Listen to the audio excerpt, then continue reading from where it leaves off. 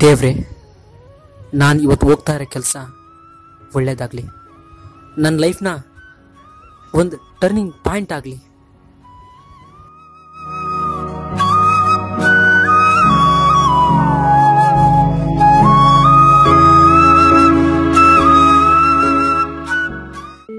ಇವತ್ತು ನನ್ನ ಇಂಟರ್ವ್ಯೂ ಗೆದ್ದಿರೋಕ್ಕಿಂತ ಹೆಚ್ಚಾಗಿ ಸೋತಿರೋದು ಜಾಸ್ತಿ.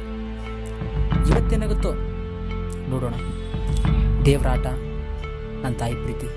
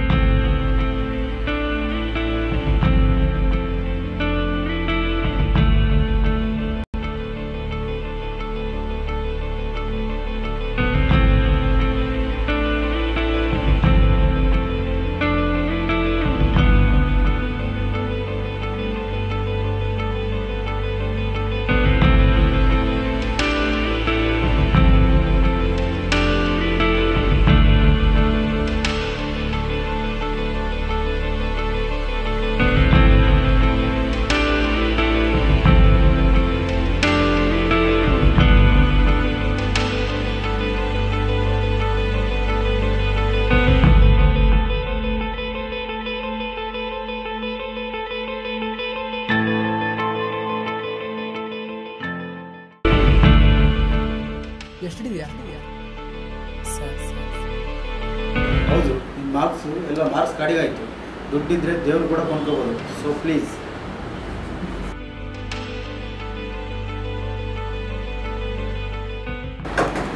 ನೋಡೋ, ದುಡ್ಡಿಲ್ಲ ಅಂದರೆ ದಿನದಲ್ಲಿ ನಾವು ಲೆಕ್ಕ ಬರಲ್ಲ. ದುಡ್ಡಿತ್ತಂದರೆ ದುನಿಯಾನೇ ನಮ್ಮ ಲೆಕ್ಕ ಬರುತ್ತೆ.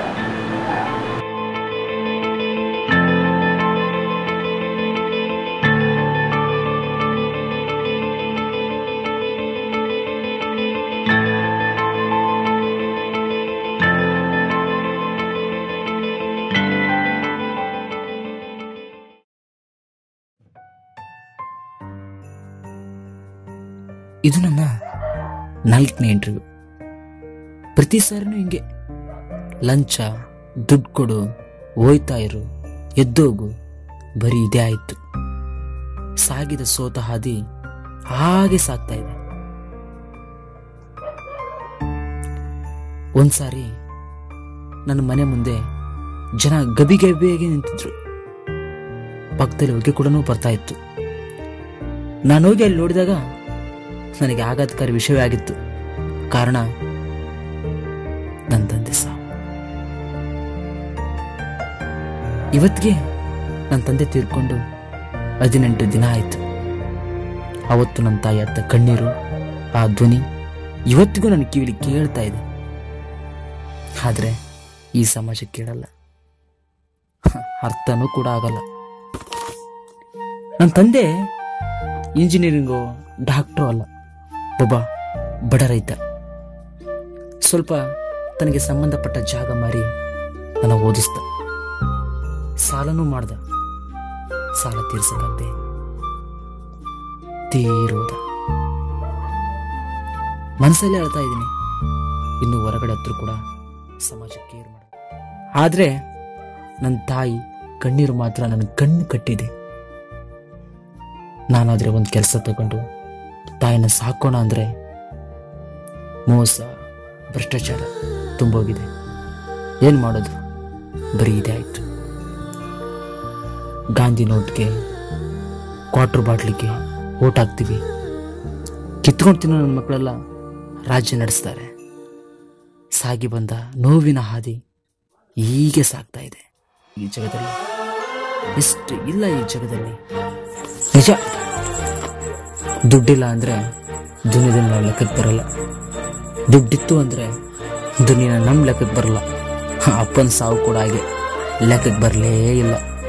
ಆದ್ರೆ ಸರ್ಕಾರ ಅಪ್ಪನ ಸಾವಿಗೆ ಬೆಲೆ ಕಟ್ಟು ಬಿಸಾಕ್ತು.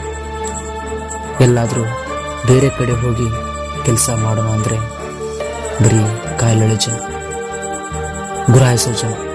ನಮ್ಮ ಹಣೆ ಬರನೇ ಇಷ್ಟು.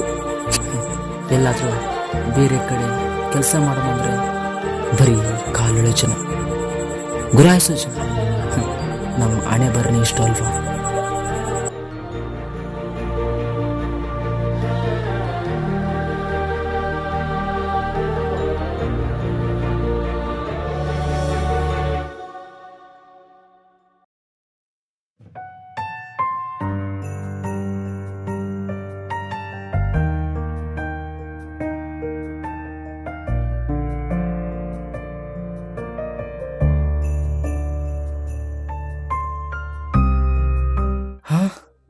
ಹಸಿವಾಗ್ತಾ ಇದೆ, ಆದರೆ ಇರೋದು ನನ್ನ ಹತ್ರ ₹1.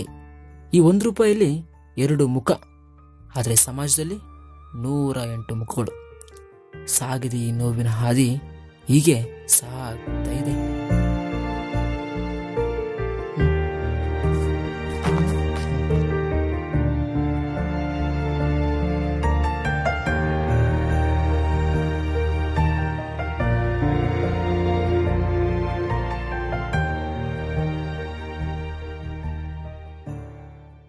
ಇವತ್ತು ಕೆಲಸ ಸಿಗುತ್ತಾ ಅಂತ ಬಂದರು, ಇವತ್ತು ಈ ಥರ ಆಯಿತು.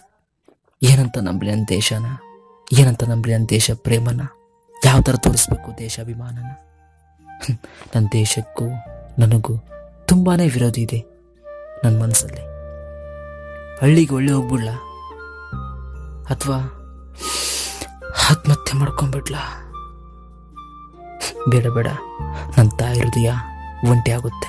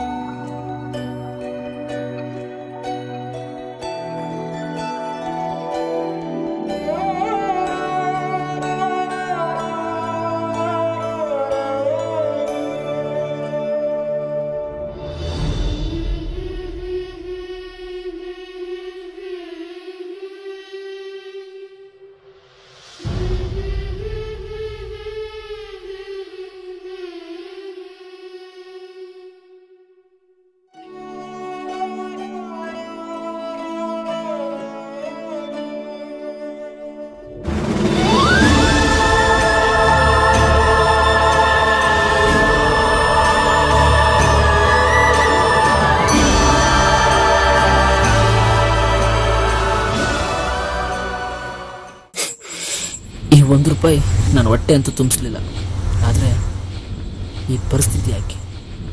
ಈ ₹1 ಈ ಮಕ್ಕಳಿಗೆ ಕೊಟ್ಟು ದೇಶಾಭಿಮಾನ ಮೆರಿಲ್ಲ, ಅಥವಾ ಈ ಭಿಕ್ಷುಕರಿಗೆ ಕೊಟ್ಟು ಮಾನವೀಯತೆ ಮೆರಿಲ್ಲ?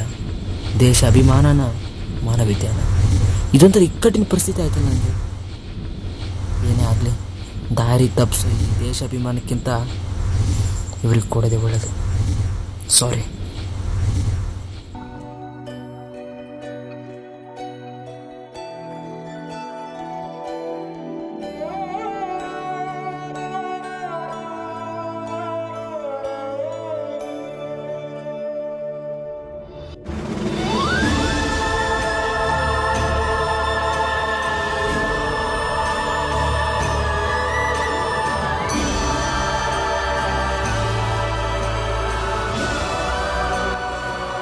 ದೇಶದ ಬಗ್ಗೆ ಸ್ವಲ್ಪ ಕೆಳಮಟ್ಟದಾಗ ಕೂಡ ಮಾತಾಡಿದೆ, ಆದರೆ ಈ ಒಂದು ದೃಶ್ಯ ನನ್ನ ದೃಷ್ಟಿಕೋನನೇ ಬದಲಾಯಿಸಿತು. ದೇಶ ನನಗೇನು ಮಾಡಿದೆ ಅನ್ನೋಕ್ಕಿಂತ ಹೆಚ್ಚಾಗಿ ದೇಶಕ್ಕಾಗಿ ನಾನೇನು ಮಾಡಿದೆ ಅನ್ನೋ ಒಂದು ಸಣ್ಣ ಲಾಜಿಕೆ ಕೂಡ ಅರ್ಥ ಆಗಿಲ್ವಲ್ಲ ನನಗೆ. ಛೇ, ₹1 ನನ್ನಿಂದ ಆಗದೆ ಇರೋದನ್ನ ಆ ಭಿಕ್ಷುಕ ಅದೇ ₹1 ತೆಗೆದುಕೊಂಡು ದೇಶಾಭಿಮಾನ ಮೆರೆದ. ಅಂದರೆ ಯಾರೇ ಬರಲಿ, ಯಾರೇ ಇರಲಿ, ಬಡವ, ಭಿಕ್ಷುಕ, ಕೂಲಿಕಾರ, ಕಾರ್ಮಿಕ, ಬಡಗಿ, ಕಮ್ಮಾರ, ಮತ್ತೊಬ್ರು, ಮಗದೊಬ್ರು, ಇನ್ನೊಬ್ರು, ಯಾರೇ ಇರಲಿ, ದೇಶ ಅಂತ ಬಂದಾಗ ತನ್ನ ನಿಸ್ವಾರ್ಥತೆಯನ್ನು ತೋರಿಸ್ತಾನೆ, ತನ್ನ ಪ್ರೀತಿ ಅಭಿಮಾನ ಎತ್ತಿ ಇಡ್ತಾನೆ. ನಿಜಕ್ಕೂ ನನ್ನ ದೇಶ ಗ್ರೇಟ್.